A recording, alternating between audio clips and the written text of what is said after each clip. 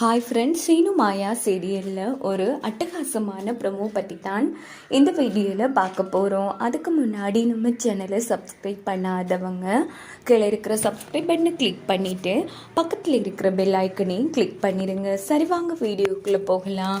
எப்படியோ நம்ம ஜானகி ரகுராமுக்கு தெரியாமல் நேராக நம்ம கதிரோட திறப்பு விழாவுக்கு வந்துடுறாங்க.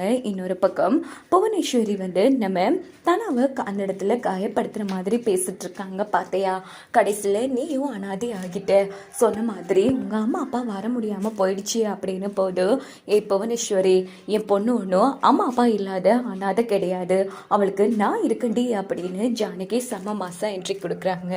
இதை பார்த்து தனா, மாயா, கதிர் 3 பேர் செம சந்தோஷம். இந்த பக்கம் புவனேஸ்வரிக்கு மூக்கடைஞ்சு போயிடுது. அதுக்கப்புறமா பார்த்தோம்னா, வாங்கம்மா, எனக்கு ரொம்ப சந்தோஷமாக இருக்குது, எனக்கு தெரியுமா என்ன ஆனாலும் நீங்கள் எனக்காக வருவீங்கன்னு எனக்கு நல்லாவே தெரியும் அப்படின்னு நம்ம கதிர் ஏன்னா என்ன பண்ணுறாங்கன்னா, ரிப்பனை கட் பண்ண சொல்கிறாங்க. நம்ம ஜானகியும் நல்லபடியாக ரிப்பனை கட் பண்ணிடுறாங்க. ஸோ எல்லோரும் செம்ம ஹாப்பியாக இருக்கிற சிச்சுவேஷனில் நம்ம புவனேஸ்வரி என்ன பண்ணுறாங்கன்னா, இந்த கடத்திறப்பு விழா நல்லபடியாக நடக்கக்கூடாதுங்கிறதுக்காக கேஸை லீக்காக விட்டுடுறாங்க. அங்கே பார்த்தோம்னா அந்த ஸ்மெல் மட்டும் நம்ம மாயாவுக்கு தெரியுது. ஏன்னா மற்ற எல்லாரும் செம்ம ஹாப்பியாக பேசிகிட்டு இருக்காங்க. உடனே மாயா என்ன பண்ணுறாங்கன்னா, ஒரு வழியாக அந்த பிரச்சனையை சரி பண்ணிடுறாங்க. நம்ம போட்ட இந்த திட்டமும் சொதப்பிடிச்சு. ஜானகி, நீ இங்கே சிரிச்சு கொண்டாடுறியா இரு, இப்போவே ரகுராமுக்கு ஃபோன் போட்டு அவன் கையாலேயே உன்னை கழுத்தை பிடிச்சி வெளியில் தள்ளும்படி வைக்கிறனா இல்லையா பாரு அப்படின்னுட்டு புவனேஸ்வரி என்ன பண்ணுறாங்கன்னா, ரகுராமுக்கு ஃபோன் அடிக்கிறாங்க.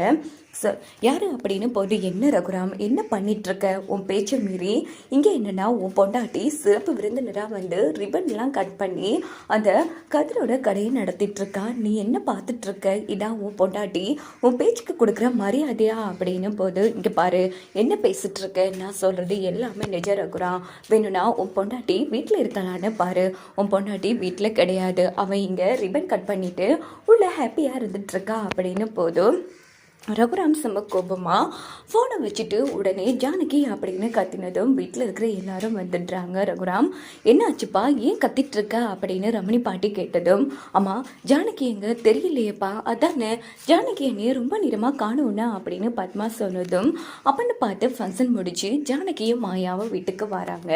நில்லுங்க 2 பேரும் அப்படின்னதும் உடனே நம்ம ரமணி பாட்டி அதிர்ச்சி ஆகிறாங்க. எங்கே போயிட்டு வர, அது வந்துங்க அப்படின்னு போதும், அம்மா இவங்க நான் எவ்வளோ தூரம் சொல்லியும் என் பேச்சை மீறி அந்த கதிரோட திறப்பு விழாவுக்கு போயிட்டு வராங்க அப்படின்னு போது, ஜானகி ரகு சொல்கிறது உண்மையா அத்தை?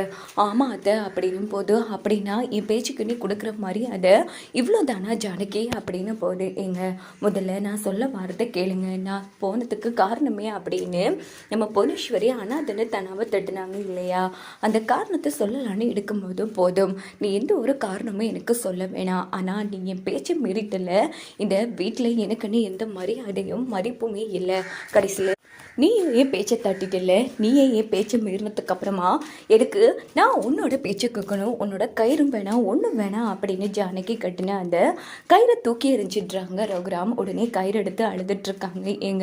முதல்ல நான் சொல்ல வாரத்தை கேளுங்க, நீ எதுவுமே சொல்ல வேணாம், நீ எனக்கு கடமைக்கும் மனைவியாக இருக்க வேணாம், இங்கே பாரு உனக்கு எனக்கு மனப்பந்தம் என்னையோட முடிஞ்சு போச்சு ஜானகி, இதை நான் வெறும் வார்த்தையாக சொல்கிறேன்னு நினைக்காத, நான் அவ்வளோ தூரம் சொல்லி இதோ நிற்காலே, இவ பேச்சு கேட்டு தான் இனி போயிருக்க, அப்போ கூடவே ஆடிட்டு, இனி உனக்கும் எனக்குமான பந்தமே முடிஞ்சு போச்சு, இனி கடமைக்கும் எனக்கு மனைவியாக இருக்காதா அப்படின்னுட்டு ரகுராம் ரொம்ப கோபமாக போயிடுறாங்க.